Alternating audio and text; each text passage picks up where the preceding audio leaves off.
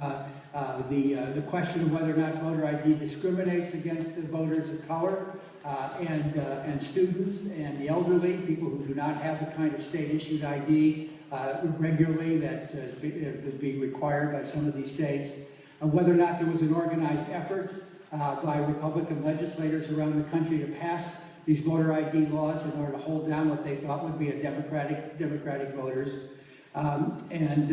The advent of poll watchers, starting on the conservative side, now being matched up by those on the liberal side in various polling places around the country. Again, disproportionately polling places where voters of color are voting. The question whether or not they're trying to intimidate them from the right, and whether the left is trying to deal with that, and so on.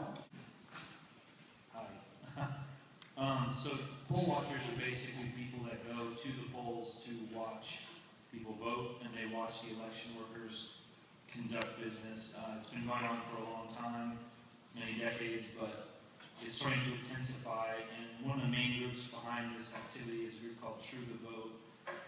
They're out of Houston, Texas. They're a Tea Party group.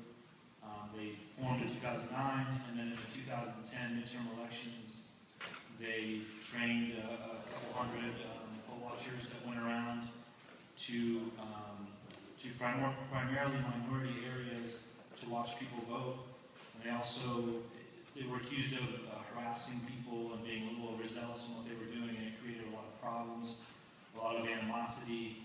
They got into it pretty bad with the new Black Panther Party, and rather than kind of backing down and reassessing what they were doing, they doubled down and increased what they were doing. And this one Tea Party group, among the hundreds nationwide, caught on, and their model spread to more than 30 states. And so Natasha and I went to Houston to their annual summit to kind of hang out with them. It was like a Tea Party Woodstock sort of deal. A lot of big stars on the political right were there, and a lot of voter ID proponents. And then we went to Wisconsin for the recall election of Scott Walker and watched them work there. And so in response, a lot of groups on the left, the Obama campaign, are training their own poll watchers and their own lawyers and their own volunteers to go out and kind of counter the True the Vote and the conservative poll watchers. And so you have legions of people watching each other, watching people vote, watching how voting happens. And I was doing a follow-up the other day with Natasha, and we talked to an election expert who said that, sure, this has happened in the past, but this year could be the biggest and the biggest scope for this sort of thing in ever if they actually show up.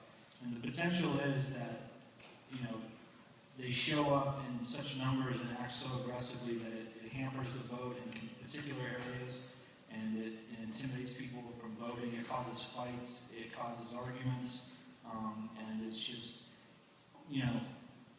one of the most offensive things that kind of the critics say is that they always end up in minority areas.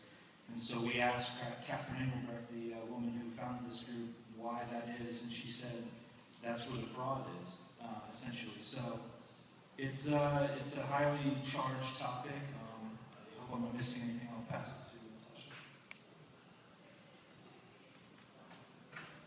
Yeah, the extent of this group, we've been trying to figure out how influential they might be tomorrow, because there's a lot of talk, there's a lot of rumors, there's a lot of, people are kind of scared about what might happen. And essentially, what might happen is, what they do is they train people to, not to submit voter challenges, but how to submit voter challenges if they find, a voter isn't who they say they are, or if they see anything that they think is wrong in the polls. And that could have a disrupting effect when you have groups that, they really think election fraud happens a lot. And if they start submitting voter challenges and questioning voters' right to vote on a large scale, then that could present serious problems at the polls, particularly in places like Ohio and Wisconsin. Ohio, it comes down to a very close vote, and there are a lot of challenges and these groups are submitting challenges, it could really throw a wrench in the process. And the groups on the left, they're prepared for same-day litigation. So we could see some fights go down. We could see some things go to court. Lots of lawyers bickering with each other tomorrow. We just don't know exactly to the extent of what that would happen, but it does have the potential to disrupt the process. And yeah, so we'll see. We've been trying to figure out what's going to happen.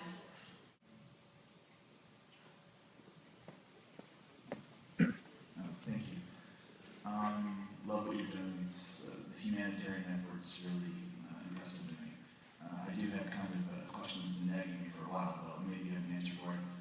I saw a video service last spring of a young man in Washington, D.C. walking into a polling place, and despite being a 20-something-year-old white kid, he asked for Eric Holder's ballot. Eric Holder is our 61-year-old African-American Attorney General, and they offered him his ballot, and not wanting to commit a felony on tape, he didn't take it, but it clearly looked like he could have. I'm curious, since it looks like voter fraud is so easy to accomplish, through that video, what would be your response to that? I'll talk about that because I live in the District of Columbia. First of all, that of course was a sting, an organized sting by a conservative group. And we don't know if he would have been able to actually cast that vote in the end or not, because I know before I could cast my vote on Friday, I had to go through certain checks and balances both to get my ballot and to vote. So I don't know how that person was able to accomplish that when I couldn't accomplish it at my voting place, for instance, if I wanted to on Friday. I would be surprised if that was widespread. It's rather difficult in most states to be able to impersonate somebody else.